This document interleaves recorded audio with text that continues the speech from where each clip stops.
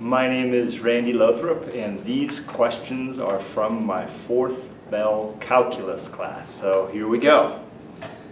What motivates you to get out of bed in the morning besides pre-calculus? Honestly, I think I'm like the luckiest guy in the world because I love my job. And so it's easy for me to get out of the bed in the morning because I never feel like I'm going to work. What is your most embarrassing moment? At age 52, I've had a lot of embarrassing moments. I think maybe first one that comes to mind was, I think I may have even shared this with my class before.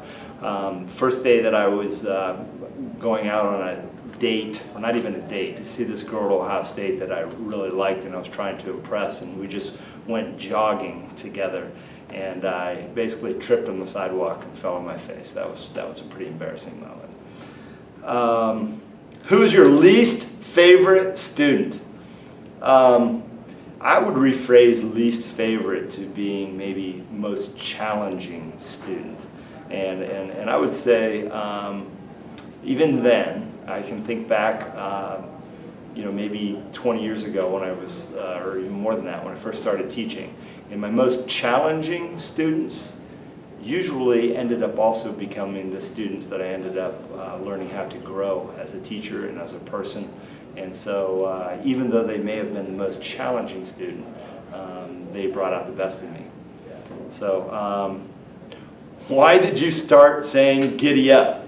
That's another very good question. These are good questions. I have no idea. Any of the words that I use that maybe not even words in the English language, they just kind of spew forth from my mouth in the moment, and I really don't know where they come from.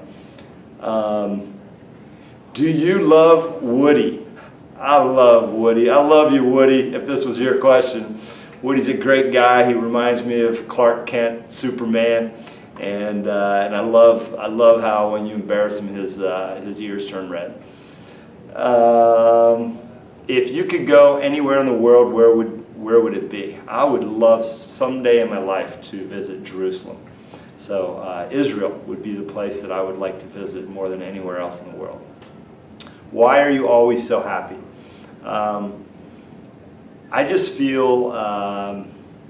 I would use the word joy. I think I have just so much to be thankful for, and I just try to embrace every day that I have, and I just recognize that every day is precious, and I just want to make the very most of it. And I know I do that by just engaging with people, and I love that.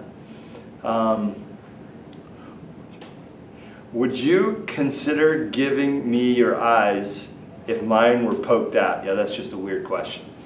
What was a turning point in your life? Wow. What was a turning point in my life? I would say maybe one of the biggest turning points in my life was, and this is probably something that a lot of you guys don't know, but I was fired as the varsity basketball coach here at Sycamore. And I was coaching, and I coached here as the basketball coach for over 20 years, or actually, I think it was 18 years.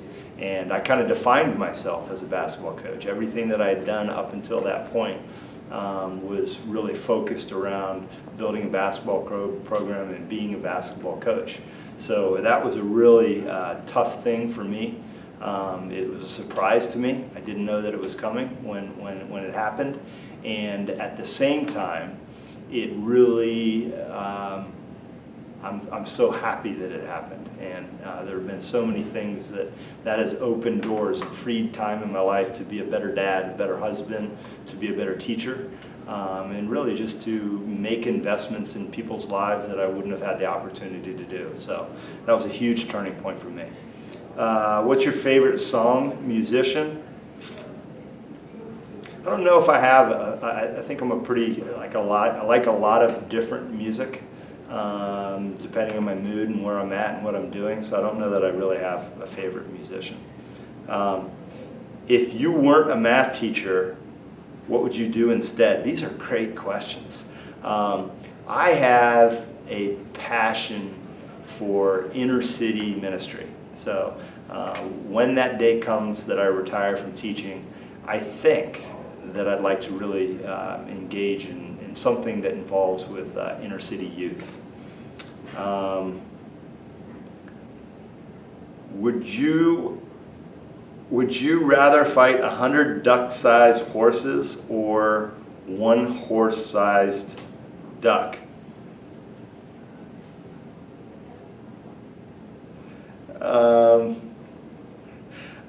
I don't know, maybe one horse-sized duck. That's if there's something hidden in that question I didn't get, then, you know, sorry.